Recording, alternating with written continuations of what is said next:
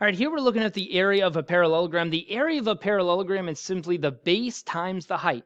And the thing that you have to remember about measuring height or measuring the distance between two things in general is that whenever you measure the distance between things, you always want to measure the shortest distance possible. In other words, the most direct route possible. All right. And when doing that, that means we always have to measure height or things like that at a 90-degree angle. All right. And so when you look at this parallelogram, I can't use this side length as the height. That would be like someone standing here and saying, okay, let me measure my height, and putting one end of the tape measure at the corner of the room and the other end on the top of their head. Okay. And so by doing that, well, they're going to say, oh, look at this. I'm 25 feet tall. I'm huge. Right.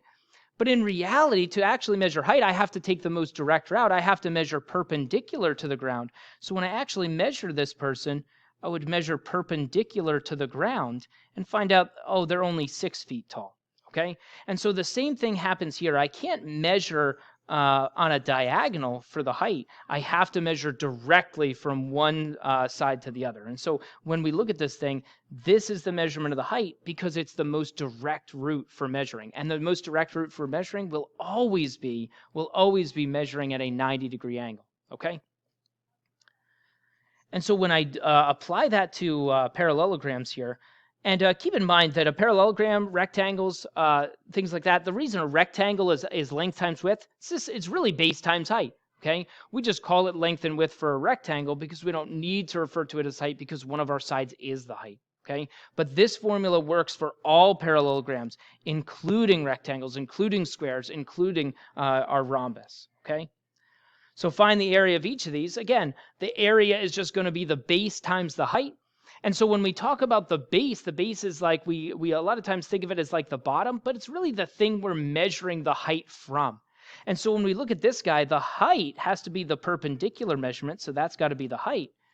And the piece of this thing that we're measuring that height from is this guy down here. It's the 5, okay? And so notice that 4.5 is just there to distract us. That's the one we're not going to use. And so for this one, if I want to find the area of this thing, I would just say the area is the base, which is 5, times the height, which is 4, okay? The base is where I start my measurement and where I'm measuring the height from, and then the height is measured at a 90-degree angle from the base, okay? And so when I multiply this gives me 20. And my units, since it was inches times inches, I call it square inches. Okay, so units are really important there, and it's important to understand what the units are that we need for this one. So it's square inches this time, because when we measure area, we measure in little tiny squares, essentially. Okay? If I look at this one, same kind of thing. I want to find the area. Area is base times the height.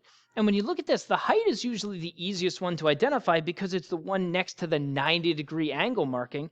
And so when you look at this one, the height of this guy is this guy out here. Notice it's the measurement that's being measured at 90 degrees. And so if you kind of objectively look at this thing and say, hey, the bottom of it is here, the top of it is up here, so the height is just the measurement from the top to the bottom or the bottom to the top, okay? So that's our height. The base is the side that the height is being measured from. And so when we look at this thing, I'm measuring from one side to the other side. I'm measuring from this piece to this piece. Well, so one of those has to be our base because those are the sides that I'm measuring the height between. And so when I look at that height, that tells me which side I'm using as my base this time. Okay? So the base of this one is going to be this guy down here. It's going to be the 2. So once again, area equals base times the height. And that's going to give me a 7. And once again, this is square centimeters. So centimeters with a little squared on it. Okay?